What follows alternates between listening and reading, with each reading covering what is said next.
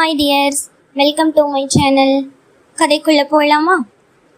இறைவனாய் தந்த இறைவியே, அத்தியாயம் 17.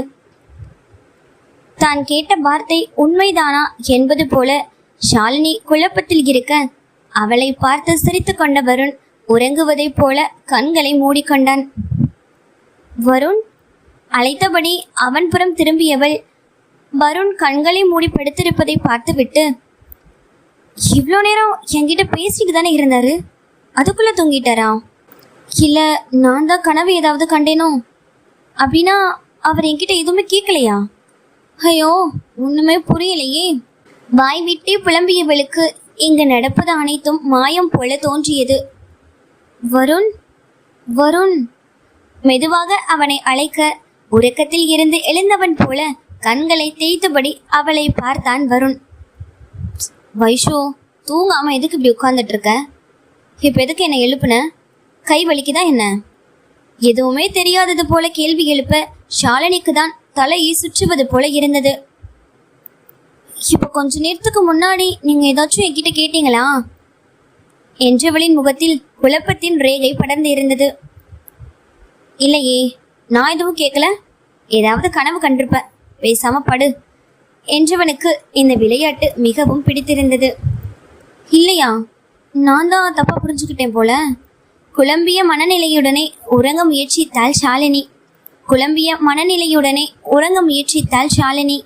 அப்படியே 2 நாட்கள் ஓடிவிட ஷாலினிக்கும் கையில் இருந்த காயம் ஓரளவிற்கு நன்றாகவே ஆறியிருந்தது. 2 நாட்களுமே வருண் முடிந்த அளவிற்கு ஷாலினியை வைத்து செய்து விட்டான். ஒன்றுமே தெரியாத அந்த அப்பாவி பெண்ணும் அவன் சொல்வது அனைத்தையும் செய்து கொண்டிருந்தாள். அதே போல் ரஞ்சிதா, ரித்திகா என இருவரின் தொல்லையும் அவ்வளவாக அவளுக்கு இல்லை. அன்று காலை எழுந்து குளித்து தயாரான ஷாலினி கீழே வர, அவளுக்கு இன்ப அதிர்ச்சி கொடுக்கும் விதமாக அங்கு சாந்தினி ஹால் சோஃபாவில் அமர்ந்து வள்ளி மற்றும் மல்லிகாவுடன் பேசிக் கொண்டிருந்தார். அம்மா, அழைத்தபடியே ஓடி வந்தவள் வந்த வேகத்தில் அவரை அணைத்து கொண்டாள். ஷாலினி, எப்படிடா இருக்க? உன்னை பார்த்து கிட்டத்தட்ட 1 மாசம் ஆகிடுச்சு. நானும் வெளியூர் போயிட்டு நேத்து தான் வந்தேன்.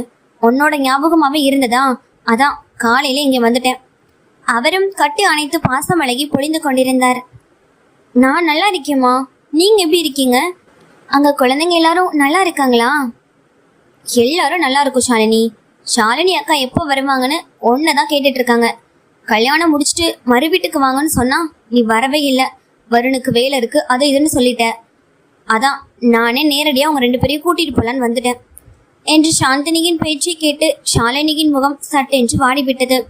அவளுக்கும் அவருடன் செல்ல வேண்டும் என்ற ஆசைதான். ஆனால் வருண் என்ன கூறுவார்? தான் அழைத்தால் வருவாரா? வேலை இருப்பதாக கூறி வேண்டாம் என மறுத்து விடுவாரோ? இப்படி பல கேள்விகள் அவளுக்குள். என்னம்மா ஷாலினி, ஏன் திடீர்னு ஒரு மாதிரி ஆகிட்ட? உனக்கு என் கூட வரணும்னு ஆசை இல்லையா?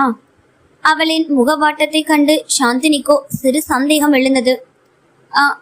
அம்மா, அது என அவள் இழுத்து கொண்டிருக்க, அதற்குள் இதுக்கு பெர்மிஷன் கேட்கணுமா ஆண்டி? வாங்கன்னு சொன்னா நாங்க வந்துட்டு போறோம். சொல்லியபடி படியில் இருந்து இறங்கி வந்தான் வருண். அட வருண் தம்பி, எப்படிப்பா இருக்கீங்க? உங்ககிட்ட பேசி எவ்வளோ நாளாச்சு? ஷாலினி கிட்ட ஃபோன் பேசும்போது உங்களை பத்தி கேட்டா நீங்க வேலை பார்த்துட்டு இருக்கீங்கன்னு தான் சொல்லுவா. நானும் ரொம்ப நாளா அவங்க 2 பேரையும் அங்க வர சொல்லி ஷாலினி கிட்ட சொல்லிட்டு தான் இருக்கேன். அவதான் உங்களுக்கு வேலை இருக்கு, பிஸியா இருக்கீங்கன்னு வர முடியாதுன்னு சொல்லிட்டான் என்றவரின் குரலில் சற்று கவலை கலந்திருந்தது. நான் நல்லா இருக்கேன் ஆண்டி. வைஷு அப்படியா சொன்னா? ஆனா என்கிட்ட ஒரு நாள் கூட நீங்க வர சொன்னதா சொல்லவே இல்லையே. வேலை என்ன வேலை? அது எப்பவுமே இருந்துட்டு தான் இருக்கும். அதுக்காக நம்ம லைஃபை பார்க்க வேண்டாமா? ஆனா உன்னை ஆண்டி, நீங்க மட்டும் என்கிட்ட சொல்லியிருந்தீங்கன்னா நான் கண்டிப்பா வைஷுவை கூட்டிட்டு வந்திருப்பேன்.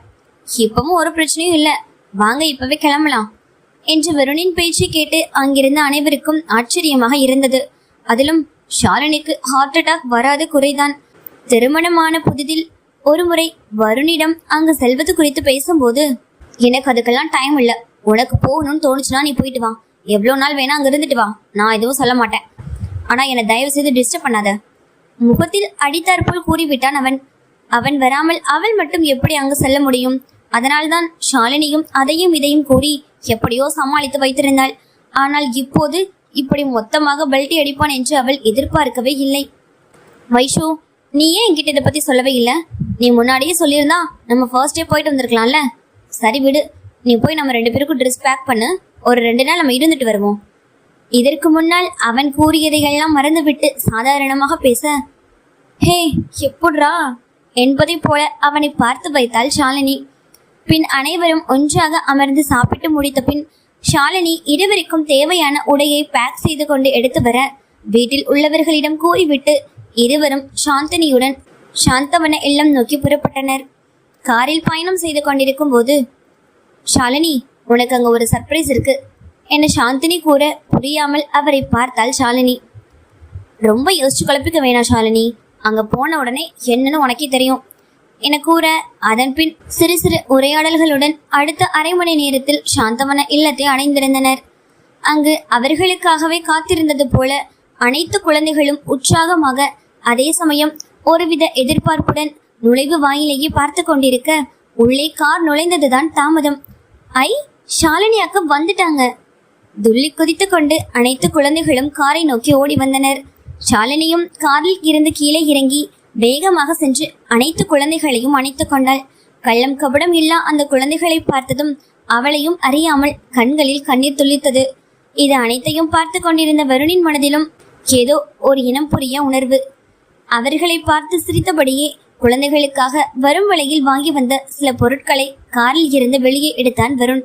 ஷாலினியிடம் கொடுத்து அதை அவர்களிடம் கொடுக்க சொன்னவனின் மனம் அந்த குழந்தைகளின் முகத்தில் தெரிந்த சிரிப்பை கண்டு நிறைவடைந்தது. அதன் பின் இருவரும் சேர்ந்து குழந்தைகளுடன் நேரத்தை செலவிட்டனர். அந்த சமயம் ஷாலினி சாந்தினியை அழைக்க, அவள் வருணை குழந்தைகளிடம் பேசிக் கொண்டிருக்குமாறு சொல்லிவிட்டு அவரின் அறையை நோக்கி நடக்க தொடங்கினாள்.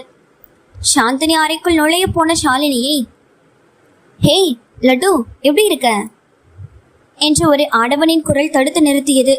அந்த குரல் ஷாலினிக்கு மட்டுமல்ல, சற்று தூரத்தில் குழந்தைகளுடன் பேசிக் கொண்டிருந்த வருணின் காதிலும் நன்றாகவே விழுந்து விட்டது. குரல் வந்த திசையை நோக்கி திரும்பி பார்த்த வருணின் கண்கள் அதிர்ச்சியில் விரிந்தன. அதற்கு காரணம், அங்கு ஷாலினி அந்த ஆடவனை கட்டிப்பிடித்துக் கொண்டு நின்றிருக்கிறாள். அவன் வேறு யாரும் இல்லை, ஷாலினியின் சிறு வயது நண்பனான ராகுல் தான். பல வருடம் கழித்து தன்னுடைய நண்பனை பார்த்ததும் ஷாலினிக்கு கையும் ஓடவில்லை, காலும் ஓடவில்லை. திடீரென்று அவனை பார்த்ததும் உணர்ச்சி வசத்தில் அவனை அணைத்து விட்டாள். இதெல்லாம் எங்கு வருணுக்கு புரிய போகிறது? கோபத்தில் கை முஷ்டியை இறுக்கியபடி அமர்ந்திருந்தான் அவன்.